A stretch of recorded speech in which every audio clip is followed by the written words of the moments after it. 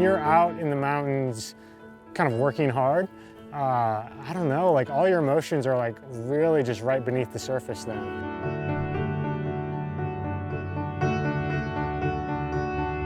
Is something that keeps me like very grounded in my like emotional life, you know? Kind of in touch with how I'm feeling at my core, I guess.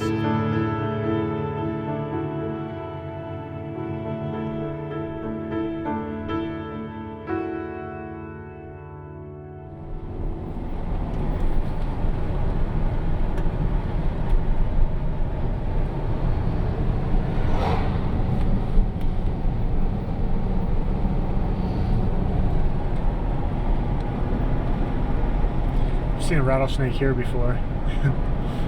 You did? Yeah. I was out for a run. I grew up in Niobrara, Nebraska, which is a very small village of 350 people, very rural part of the country. I grew up on a farm. That's probably been the biggest impact of my life, is growing up close to the land on my family's farm. Because it gave me this outlet to be really active as a young kid. You know, I was always in the forest, like building forts, building trails. I wanted to be a mountain man, which was kind of like Jim Bridgers, this iconic mountain man here in the United States, but he was like a fur trapper. It was mostly, I think, my parents instilling in myself and my two sisters the values of appreciating the land, and the land has inherent value, the natural world has inherent value, and living close to it. And that came about through living a pretty self-sufficient lifestyle.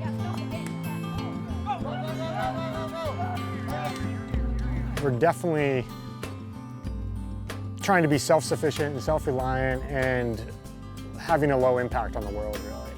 And that's something that's, I think, continues to influence me to this day.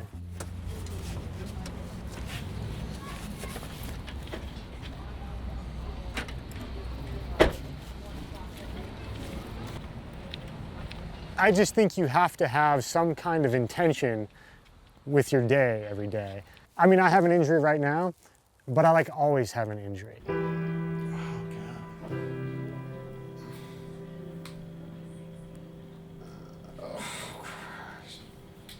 I was running yesterday down from the Flatiron, just like down to Chautauqua, and I was just like, God, like my muscles just don't do this right now.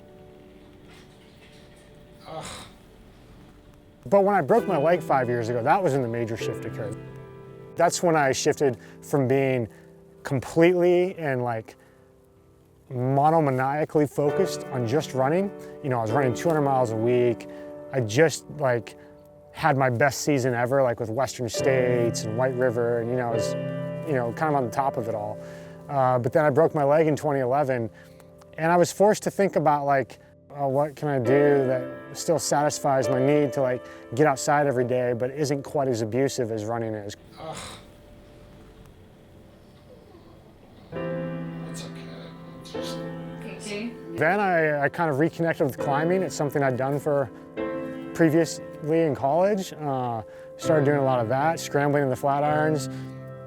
And then, last year, I started biking, and skiing became a big thing a couple of years ago for me too. And these all grew out of like not being able to run, but they've really like enriched my life. Like, whenever you're just one-dimensional in something, sure, you get really good at that, but it's also, it becomes uninteresting at some point.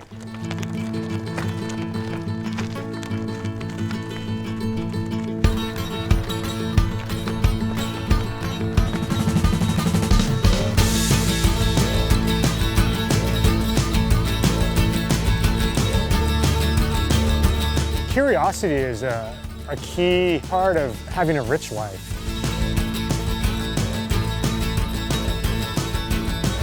One that's where you're like challenging yourself and growing as a person, and not just staying stagnant or stuck at a certain level, I guess.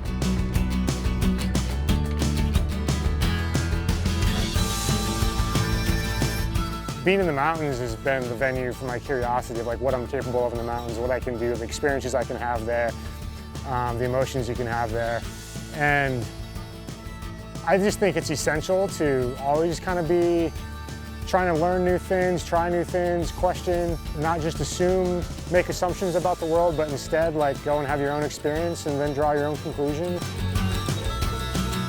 And that's really like what my entire career as any kind of mountain athlete has been, you know, is just trying new things and being inspired by something and wondering if I'm capable of doing that, you know, and then giving it a shot.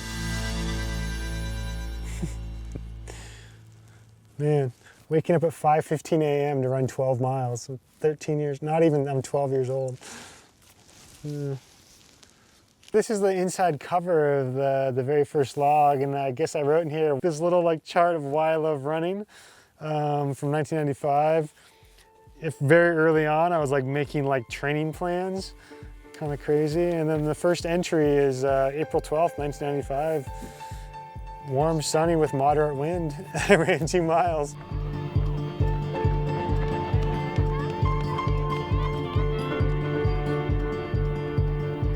I started running, I think it was in the 5th grade. We had a PE class, physical education, and every spring we would do a 1 mile time trial, just as part of the class. And I think in the 5th grade, I won, and I won most years, but in the 5th grade I decided, okay, this year I'm gonna train for it by running 1 mile per day like the month before the test, you know? And I just never stopped.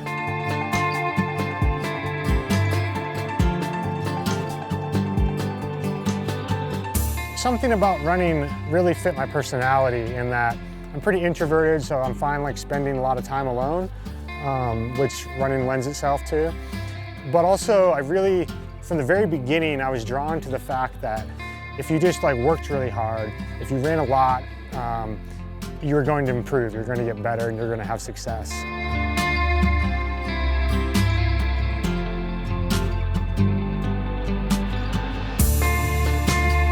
Running is just kind of a structure of like how to live your life, you know, and so it's going to affect every aspect of your life, spiritual, social, emotional, physical, mental.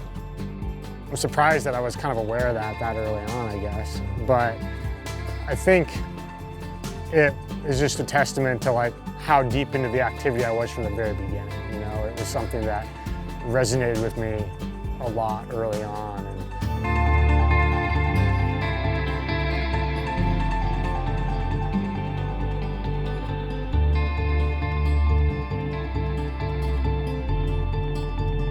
When you're in that early teenage years, that's just like your whole world. All you want to do is belong to something, you know, somehow.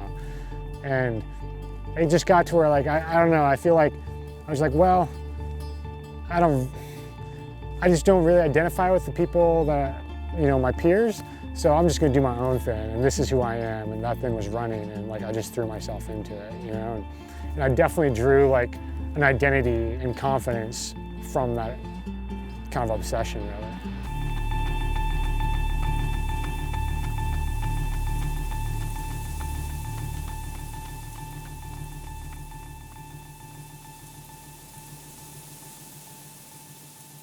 Oh, there we are, July 20th, 96. This is my entry for mileage 26.5. I must have ran like a quarter mile warm up or something. I got up at 4:50 a.m. and Dad and I broke camp. We drove 15 minutes to Pikes Point where it all started. It was awesome. I got number 1 because I was the only one in my age group. I was 12. I stretched while an old man played the bagpipes. It's crazy stuff, man. I lined up in about the 4th line of 65 people, very small race.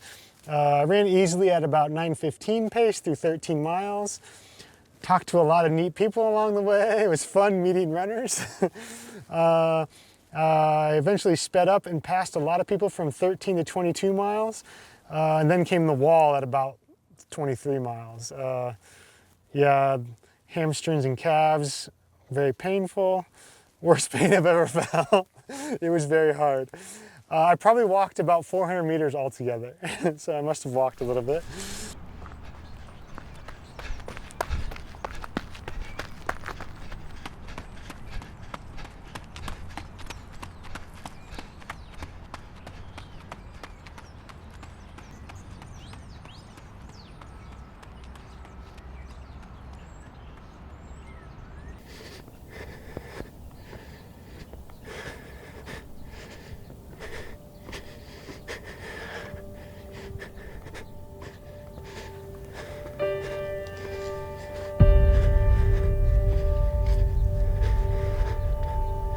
For me, especially over the last 5 years, it's really expanded beyond just running, and it's more of just kind of like moving your body in the mountains.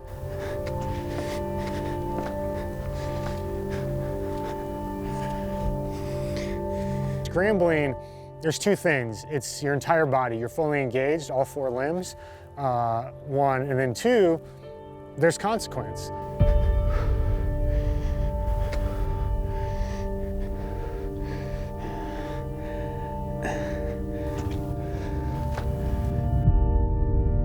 And that heightens the experience. And it's not an adrenaline thing, it's just like, it's a requirement that you're like focused and present in the moment and you can't just space out.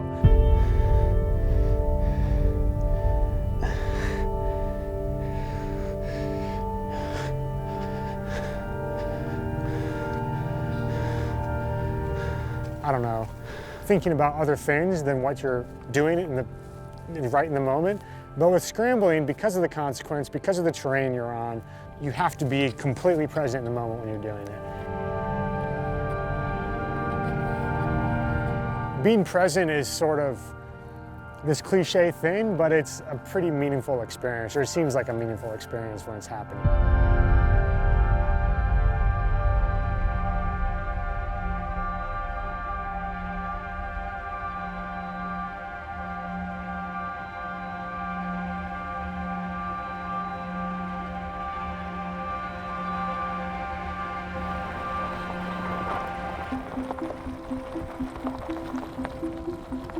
It's like, couldn't do it for the first half.